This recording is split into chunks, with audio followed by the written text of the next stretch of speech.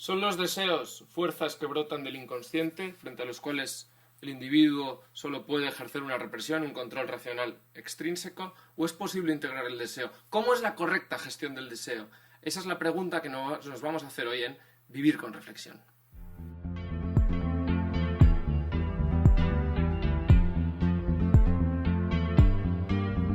El deseo infinito y anormal, el deseo te persigue sin cesar, el deseo no lo puedes evitar, el deseo tú lo quieres controlar, pero solo no puedes.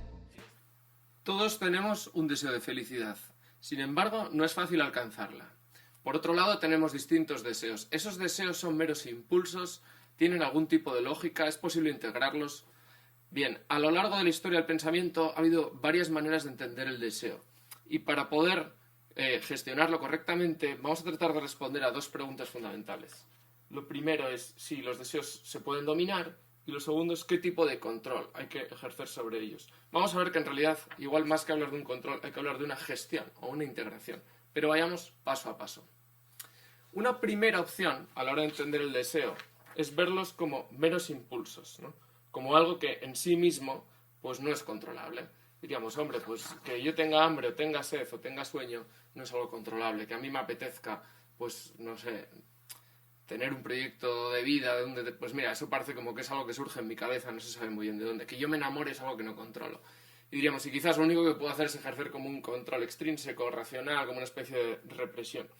Diríamos, esto es una idea que tiene su trasfondo freudiano, ¿no? Porque Freud de alguna manera entiende que detrás de nuestros deseos de alguna manera brotan de un inconsciente, y ese inconsciente pues en el fondo es un apetito de conservación, ¿no? Un instinto de conservación y un instinto sexual, ¿no? Lo que él llama la libido, y que luego el resto de deseos de alguna manera son canalizaciones. Frente a eso la cultura, las normas pues aparecen como, de alguna manera, como una manera de mantener un poco atada a la bestia, porque diríamos, si no, parece que nos desbocaríamos.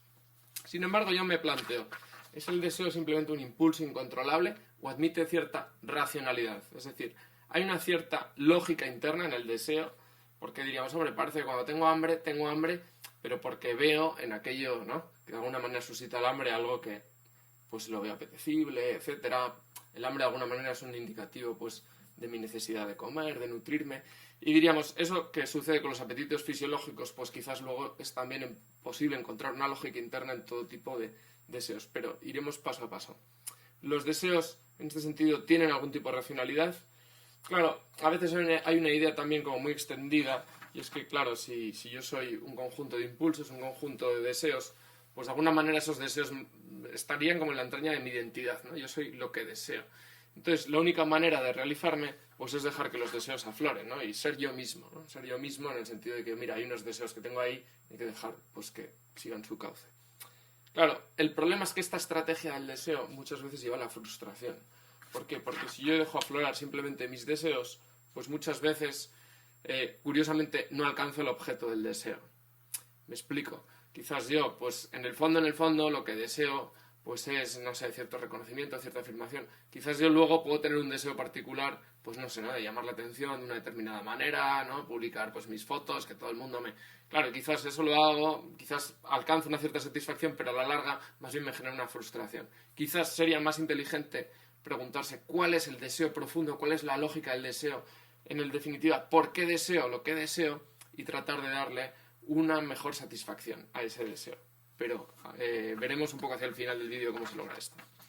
Una segunda opción a la hora de examinar los deseos es verlos como, pues igual, impulsos naturales, pero que causan problemas. Es decir, bien, los deseos están bien, forman parte de mi identidad, de alguna manera son indicativos de alguna necesidad, pero pues si yo los dejo pues simplemente que afloren, pues me van a causar problemas. Entonces, quizás de lo que se trata no simplemente de ejercer un control racional desde fuera, sino intentar minimizarlos mediante el ejercicio del pensamiento. Es decir, quizás lo que tengo que hacer es pararme a pensar cómo son esos deseos, aquello hacia lo que apuntan, darme cuenta que quizás no merecen demasiado la pena, y entonces de alguna manera van a minimizarse. ¿Por qué?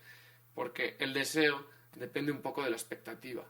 Si yo logro racionalmente rebajar mis expectativas, quizás mis deseos disminuyen. Podemos decir, hace 200 años nadie podía tener deseos de ir a una hamburguesería. ¿Por qué? Porque las hamburgueserías no existían. Entonces no había expectativa y por lo tanto tampoco había deseo. Si yo logro racionalmente ejercer pues una disminución de mi expectativa, pues de alguna manera puedo minimizarlos. Esa es de alguna manera la estrategia estoica. Es decir, oye, tú analiza racionalmente tus deseos, te vas a dar cuenta que tus deseos muchas veces te privan de libertad, ¿no? Porque te van a hacer esclavo. Entonces, cuando te des cuenta de eso, quizás muchos de tus deseos ya también disminuyen. Pues no sé, tengo ganas de comprarme un coche, ¿no? Un coche de última generación. Quizás si yo me paro a pensar y digo, mira, igual un coche no es una cosa como tan importante, en realidad es algo que se puede estropear, pues igual yo mismo digo, bueno, en realidad tampoco es tan importante, ya no me apetece tanto. O sea, sí, me gustaría, pero bueno, tampoco pongo demasiado y mi deseo, incluso mi anhelo, igual disminuye. El epicureísmo es una estrategia del deseo semejante, pero va por la línea de evitar el dolor. Diría un buen epicúreo, tú examinas si tus deseos te van a causar dolor. Cuando te des cuenta del dolor que causan, tú mismo te vas a dar cuenta que no merecen demasiado la pena. Oye, es que quiero comprarme un nuevo coche. Ya, pero es que exige mucho esfuerzo y además cuando tengas un coche luego vas a querer otro, vas a vivir, no sé, ¿no? Llenándolo de cuidados a tu coche y eso a la larga te va a generar como una cierta frustración. Tú mismo te vas a dar cuenta que no. Pero bueno, examínalo racionalmente, ¿no? Lo cual es una idea muy interesante para la gestión del deseo. Sin embargo, a mi modo de ver, es una estrategia que todavía es insuficiente, porque de lo que se trata no es tanto de minimizar el deseo sin llegar a asimilarlo, sino más bien de integrarlo. Es decir, hay que ejercer quizás un análisis racional que me permita integrar el deseo en mi propia vida. Ni la simple represión ni el simple control estoico quizás es suficiente. ¿Por qué? Porque, en el fondo, todo deseo supone una carencia. Si yo deseo algo es porque hay algo que no tengo y algo que de alguna manera yo ambiciono. Algo que quizás, en el fondo, pues es una necesidad natural. Entonces, en el fondo, igual lo que hay que hacer es más bien tratar de descubrir las carencias de fondo, las carencias a las que apunta todo deseo, y tratar de darles la mejor solución. Es decir, quizás los deseos en sí mismos, pues diríamos, apuntan a cosas buenas o en el fondo quieren algo bueno. Lo que pasa es que a veces su modo de tender hacia algo bueno, pues quizás no es el mejor para mí en ese momento, ¿no? Por eso quizás la pregunta es ¿por qué deseo lo que deseo? ¿No? ¿Por qué deseo lo que deseo? ¿Por qué quiero tener un buen coche? Quiero tener un buen coche porque quiero reafirmarme en eso, porque de alguna manera necesito, pues sí, que los demás me aprecien por las cosas materiales que yo tengo, porque, no sé, quiero experimentar la velocidad y en el fondo tener un aire como de superioridad frente al mundo. Bueno, estoy exagerando, pero quizás son cosas que están ahí de fondo que son las que suscitan el deseo. De hecho, diríamos, los publicistas juegan con eso, ¿no? Lo que hacen es suscitar en nosotros, ¿no? Jugar con estos deseos inconscientes para que compremos sus productos. Bien, y por eso mismo lo que hay que preguntarse cuáles son las carencias que quizás hay de fondo, ¿no? Detrás de todo deseo. Y diríamos, hombre, no todos los deseos son iguales, ¿no? Hay distintos tipos de deseo. Hay deseos fisiológicos que tienen que ver más con las necesidades, pues no sé, ¿no? Biológicas, pues de comer, de sueño. Son carencias como muy elementales que están ahí, que son importantes solucionar. Pero también hay un deseo de afirmación, ¿no? Que todos tenemos en nuestra vida y queremos afirmarnos en algo o que nos afirme alguien. Y claro, diríamos, yo puedo basar esa estrategia de afirmación en buscar, pues quizás la afirmación por encima del resto o la afirmación llamando la atención a cualquier precio, y eso al final me va a causar gran frustración. En cambio, si yo busco la afirmación en el sentimiento de comunidad, en hacer cosas por otros, pues diríamos, eso es una manera de afirmarme muy distinta. Hay un deseo de no soledad o deseo de amor, que quizás, diríamos, es como la carencia más básica, ¿no? Pues porque en el fondo todo lo que deseamos en nuestra vida es no estar solos, ¿no? Y que nos amen, y muchas veces hacemos cosas precisamente buscando eso.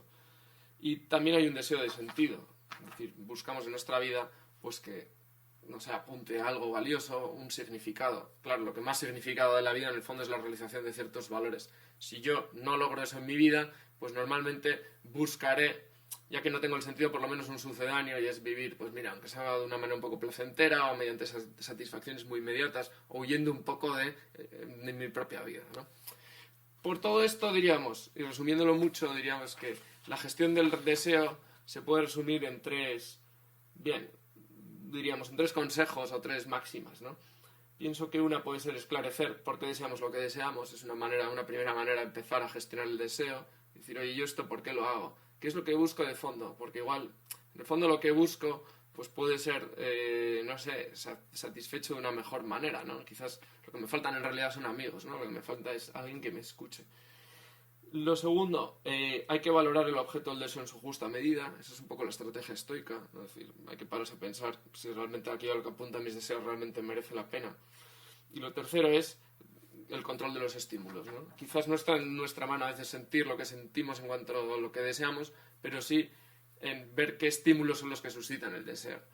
Igual no puedo controlar cómo van a ser mis deseos, pero sí puedo controlar mis estímulos. No hay deseo sin un estímulo previo. Quizás si yo soy capaz de situar mis estímulos en un radio de acción que controle, pues igual mis deseos tampoco se van a ver muy desbocados. Bien, estos son solo algunos consejos, algunas reflexiones que espero que ayuden, ¿no?, a alcanzar la cuestión de la gestión del deseo, y hasta la próxima. Logran resolver el enigma ancestral. Ni Apolo ni Dionisio pueden explicar la fuerza de un titán. El deseo, tú lo puedes integrar. El deseo, tú te quieres elevar. El deseo, tú lo puedes integrar. El deseo.